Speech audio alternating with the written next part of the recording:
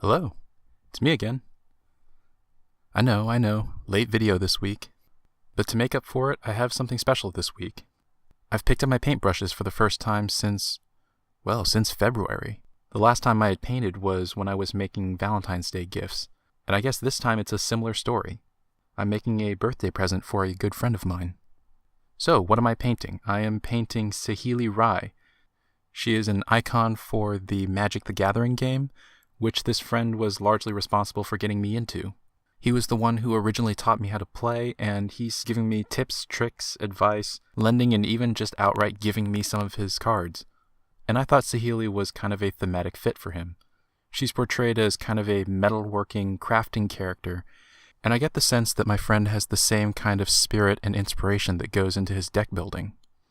Now, I do admit that's only part of the reason why I chose Saheeli as a subject. I really do like the art style that Kaladesh brings. It's a little steampunk, a little ancient history. It has kind of an Eastern feel to it. Blend with it a kind of crafting and metalworking sort of theme. And I imagine this is what Byzantium, the eastern half of the Roman Empire, this is what it must have looked like to the rest of the world. They were hugely technologically advanced, and of course they had a rich cultural and artistic history.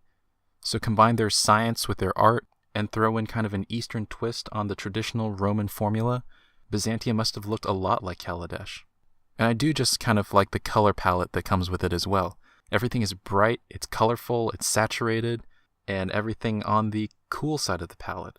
Lots of blues, lots of bronze. I just really like this art style. And I like the persona that goes into it as well. Especially the spirit of Saheeli. She is an artist that uses her scientific knowledge to embellish her art. And I guess I can relate to that because here I am. I've been brought up in the sciences, but of course I love art, and on a more spiritual level, I love the intuition that comes with it. I mean, science by its very nature is very well-defined and clear-cut. But when you're drawing or when you're painting, even something as small as mixing colors for paints, there's a sense of feeling that goes into it. You can kind of feel what's right and what's wrong even before you're done. And as much as I like the sciences, there's not really a whole lot of room for that. So I do definitely feel a connection to Saheeli and to Kaladesh in general. Now, on the video making side of things, this week I had a lot more trouble than usual with my camera work. After all my talk about getting a massive memory card to record on, I couldn't figure out how to get the app to actually record onto the SD card. So actually all of this time I had been relying on the phone's internal memory card, which granted is about 16 gigs, but that includes apps and other things that I have stored on it. So it works out to be maybe 8 gigabytes usable at the most. And in the past couple of weeks I've just been on top of it enough that this wasn't really an issue.